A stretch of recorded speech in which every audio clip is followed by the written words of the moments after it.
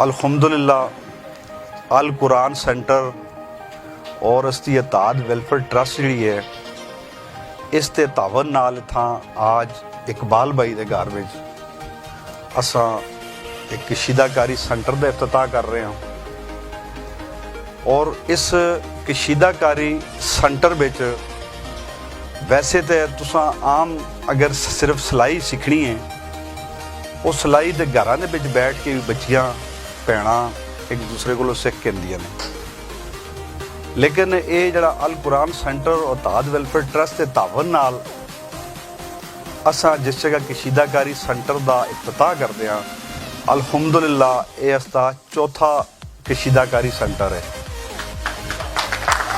पहला सेंटर असां चमट्टी अल कुरान सेंटर में किया, असां दूसरा कंगरबाला के मकाम से किया, तीसरा सेंटर असां दोबारा चमट्टी में ही किया। उसकी वजह के पहले सेंटर में बच्चियों की तादाद बहुत ज़्यादा हो गई सी, 2 या 3 टीचर को बच्चियां फिर कवर नहीं होंदियां जिसले 60-70 बच्चियां हो जाते। असां अज चमट्टी दूसरे सेंटर का इफ्तिताह किया जोड़ा कि दूसरे में भी मेरा ख्याल है अज 20 बच्चियां आसियां कि उत्थां नक्का बंद और जूने जड़े ने एक ही सेंटर जो सन, देरा और चमट्टी दूसरे सेंटर में जो सन। तीसरा सेंटर का इफ्तिताह हुआ सा, चौथे सेंटर का अलहमदुलिल्ला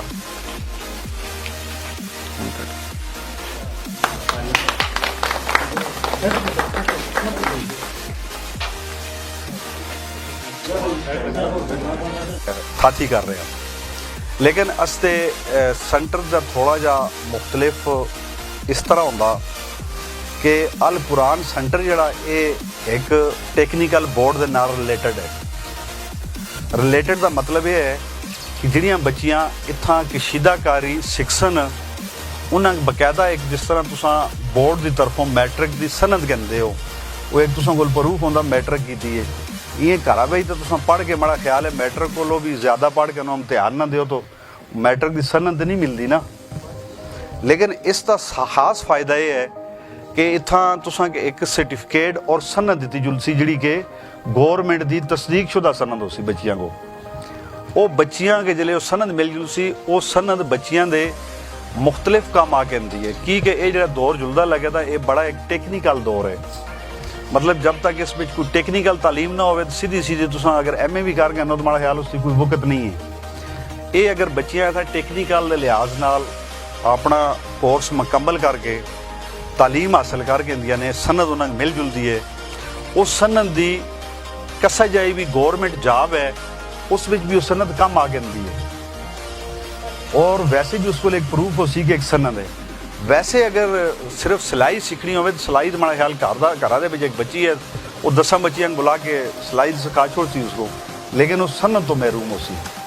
ठीक है जी, एक तो इस सेंटर का ये है। दूसरा मैं जेडे भी बुजुर्ग इतना आए दे ने उन्हें सारे अगे एक रिक्वेस्ट कर सा कि जी असता तो देखो काम है कि एक कशीदाकारी सेंटर कायम करते हैं और जो काम भी करते हैं अस अल्लाह की राह च करते हैं, असा कोई भी किसी किस्म का लालच नहीं है। तुसां तावन की जरूरत है कि अपनी बच्चियां को भेजो, बिल्कुल इतना जी टीचर हो सी वो भी बच्ची हो सी, कोई मर्द ना हो सी, अपनी बच्चियां को भेजो।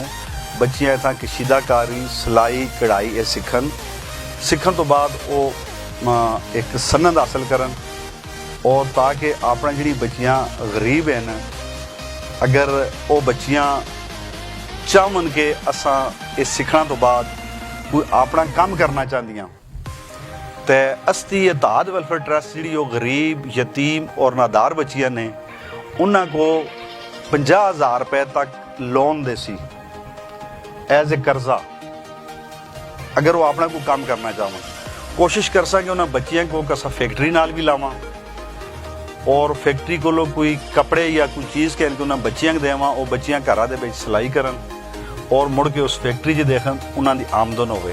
वो जो 50,000 रुपए तक कर्जा इताद वेलफेयर ट्रस्ट की तरफों दे सा उस इस तरह है कि असा 1,000 रुपया पर महीना बच्ची वापस करती जो 14 साल की खत्म हो जाती ना, लेकिन 1,000 रुपया रिटर्न करने नाल उनकी सेहत पर भी असर ना पे सी और वो बच्चियां के एक रोज़गार भी मिल जुल सी। तो ये मतलब कोशिश है। दूसरा पिछले कोई 1.5-2 साल तो असां चमट्टी बंद दे विच काम को 1.5 साल तो शुरू कीते दा।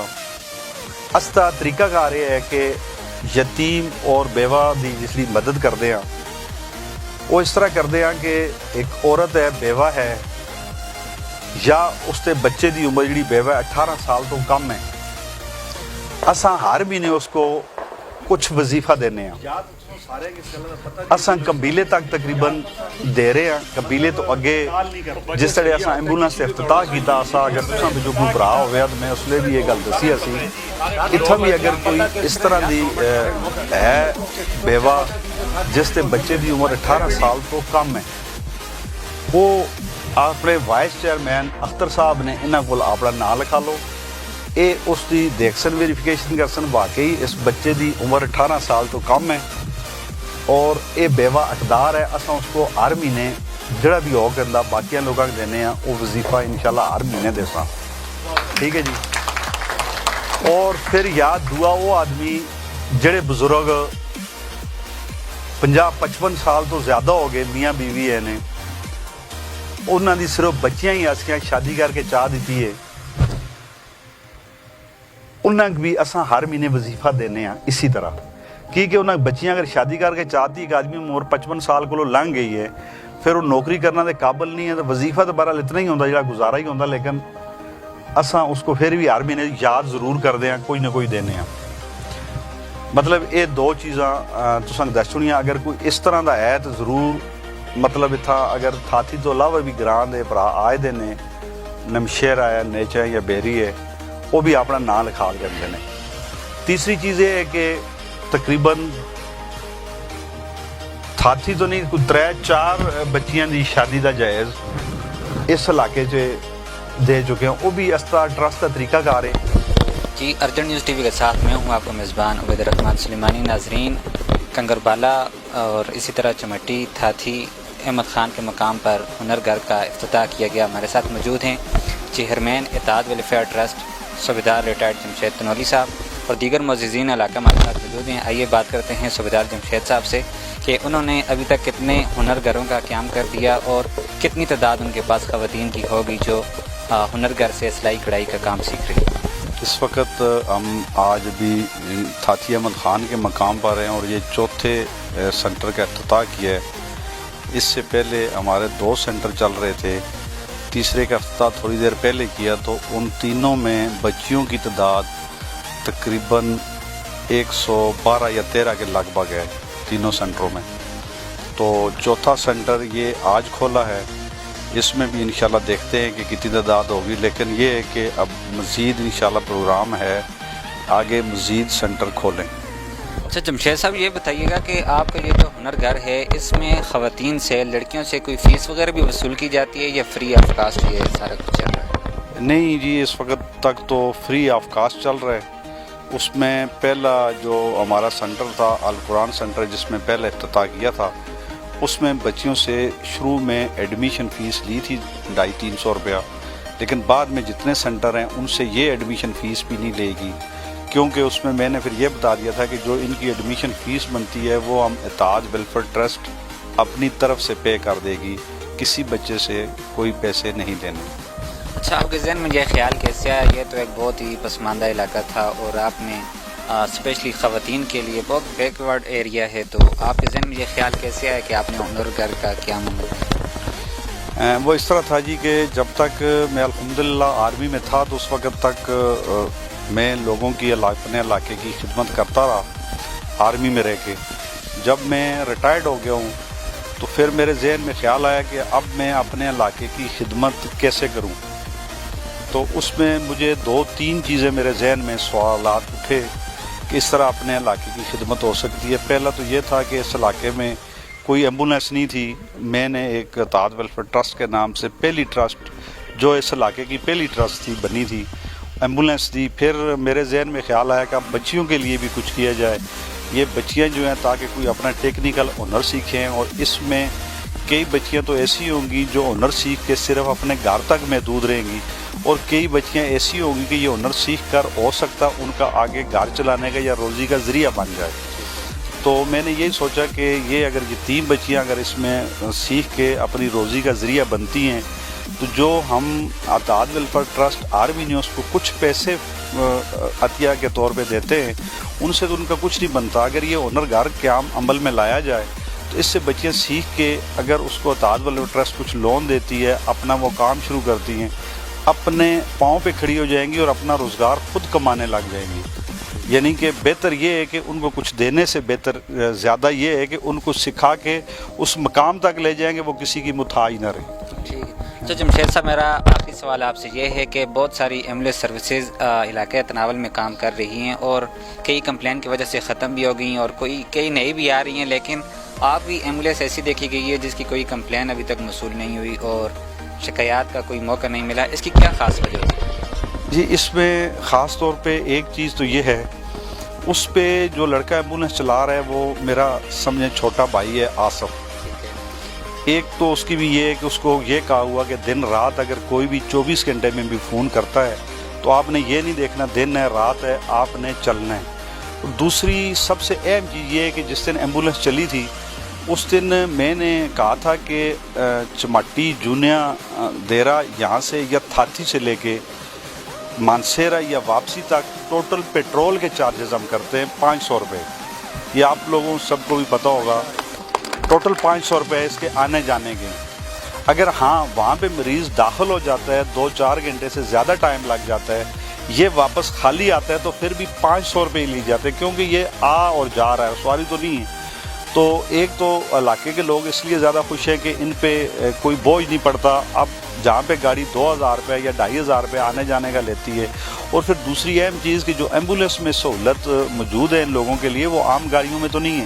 ایمبولینس 24 گھنٹے رات کو جس وقت بھی کال کریں اس میں آکسیجن فرسٹ ایڈ سارا لگا ہوا، وہ علاقے والے اس سے مستفید ہو رہے ہیں اور انشاءاللہ یہ کامیاب ہوگی۔